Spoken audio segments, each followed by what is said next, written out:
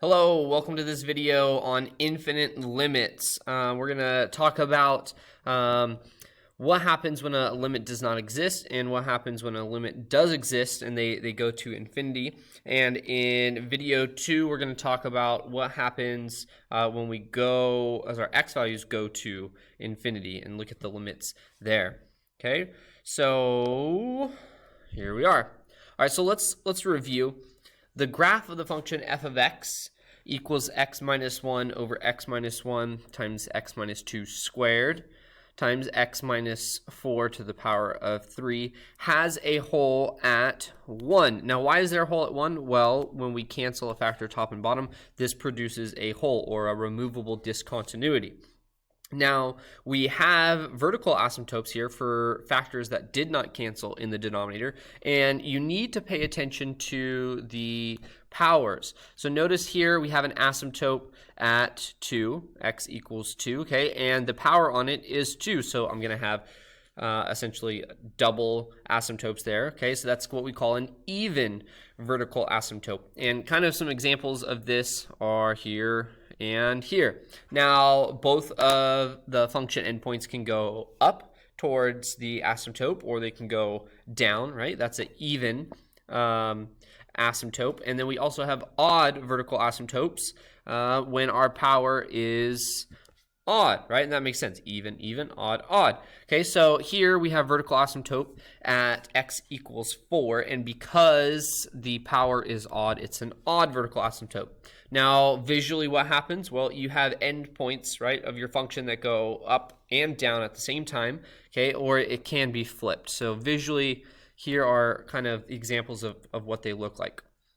So when we're talking infinite limits, or where a limit does not exist at a vertical asymptote, okay, we want to describe these limits as infinite limits, okay, and it depends on if they are even, and we have to look at the one-sided limits here, okay.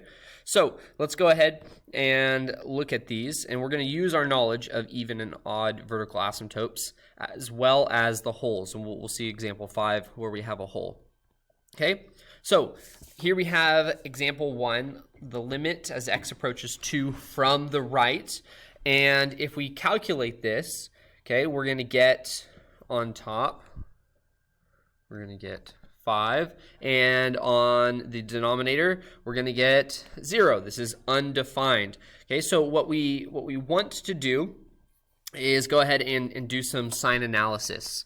So I'm going to plug in 2, right, into the top, and 5, that obviously is positive. And when I plug in 2 here, sorry, let me move this, do my sign analysis over here. When I plug in 2 from the right, this means you're looking at a number bigger than 2. A bigger number than 2. Okay, so 2, a slightly bigger number than 2, take away 2, right? That's going to give you a positive value. So this is a positive. Okay, so what we get here is positive infinity. The limit approaches positive infinity. Okay, so now let's look at what if we have a number smaller than 2. Okay, so if I plug in 2 to my numerator, again, we get 5, right? So sign analysis, that's still a positive. And then if I plug in 2 from the left, this is a smaller number. Okay, so a slightly smaller number than 2, take away 2, that's going to give us a negative value in our denominator, which produces a negative value. So this limit is approaching negative infinity. Okay, and if we make sense of this, right, if we were calculating the limit as x approaches 2 of x plus 3 over x minus 2, this limit does not exist. Does not exist. Okay, and this should make sense, right? This is an odd asymptote. Now, how do I know it's an odd asymptote? Well, look at the power of the asymptote in the denominator. Okay, the power is 1. That's odd. Okay, so there you have it. Now, looking at example 3, I wonder what type of asymptote this is. Look at that power in the denominator. So we'll do the same type of sign analysis. I'm going to plug in 1 into my numerator. 1 take away 2 would be -1.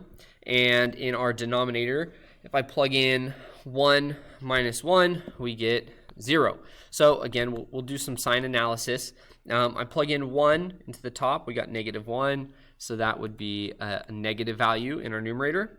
And in the denominator, a number just slightly, remember, 1 from the right, this is a bigger value, bigger, okay? That's going to be a positive value. So positive value squared, that gives me a positive. So negative divided by positive is a negative. So this limit is approaching negative infinity. Now looking at example 4, we're coming from the left, okay? And this is a smaller number than 1. So still in my numerator, right, I'm going to have a negative value. It's going to approach -1. And when I plug in a smaller value than 1 in my denominator, this value is also going to be negative, but it's negative squared, giving me a positive. Okay, so a negative divided by a positive is still a negative, and this is negative infinity. So both of these limits from the left and from the right, they approach negative infinity. So if we were to write this, right, the limit as x approaches 1 of x minus 2 over x minus 1 squared, this is equal to negative infinity. All right, and then example 5 down here, we have x squared minus 4 over x minus 2. So when I plug in 2, we get 0 over 0. Okay, that's indeterminate, and what we're going to do is we're going to factor this. So the limit as x approaches 2. I know it's annoying to rewrite this, but just do it. You have to do it. X minus 2 times x plus 2 over x minus 2. Okay, so our x minus 2 terms cancel, and what we get, right, is a whole.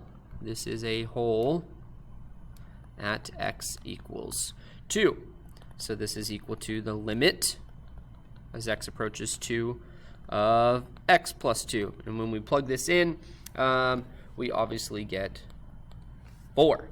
Okay, so there you have it. This is limits at infinity. Okay, and we talked about even vertical asymptotes, odd vertical asymptotes, and talking about how we discuss the limits here at these infinite areas.